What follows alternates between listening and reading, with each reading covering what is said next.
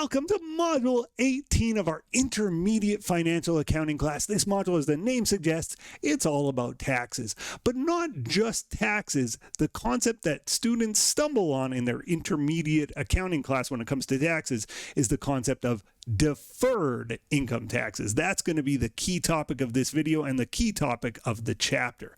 So what are deferred income taxes?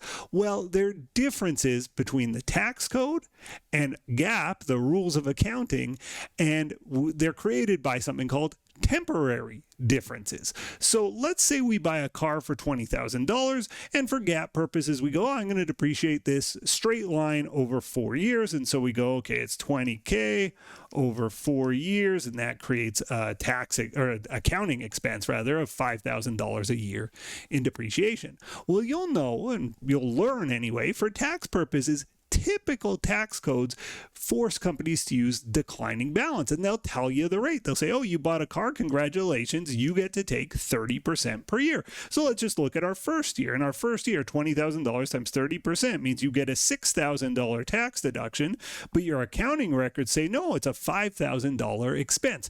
Now, over the life of the car, it will work out even. These two are going to come out to $20,000 in total, the cost of the car. It's not going to come out to more. It's not going to come out to less. It's going to come out to exactly that amount. But you can see every year, it's a little bit different.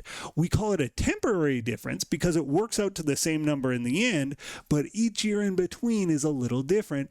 And that creates this concept of deferred taxes, which creates headaches for intermediate accounting students. But your head need not ache. I'm going to explain the concept here by looking at our car. And let's further say our tax rate here is 20% tax rate. Okay, so what's happening here? For accounting purposes, we say it should be $5,000 expense. For tax purposes, we say, no, we're going to take a $6,000 deduction, right? Because you would obviously, and you'd be happy about that, right? You're taking a higher deduction, which means what? Lower taxes.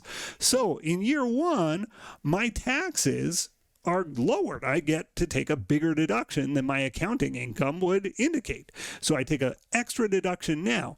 Now, unfortunately, because I took $6,000 now, and because the max I can take is $20,000, the cost of the car, it means I get to take $14K later, right? Down the road, this adds up to $14K. For accounting purposes, though, we're saying, no, we take $15K later. So we're taking a bigger deduction now to take worse deductions or less deductions later. That creates something called a deferred tax liability. And it just means, yes, I got a good deduction now, but I got a bad deduction later, a worse deduction later. How much worse is it? Well, it's $1,000 worse, right? I took $1,000 extra now. I get $1,000 less later. Well, what is the tax impact of having $1,000 less in deductions coming my way in the future? It's 1,000 times 20%. It's a $200 difference. It's a $200 deferred tax liability. And it shows up on the balance sheet, right? We're going to debit deferred tax expense. We're going to credit deferred tax liability. It is a balance sheet account. It creates an extra expense account, an extra $200 in tax expense on our income statement. This concept is the cornerstone concept of the chapter. And we don't just have deferred tax liabilities. We can have deferred tax assets. Let's look at the situation where for GAAP purposes the expense is higher and for tax purposes the expense is lower when it's temporary differences only.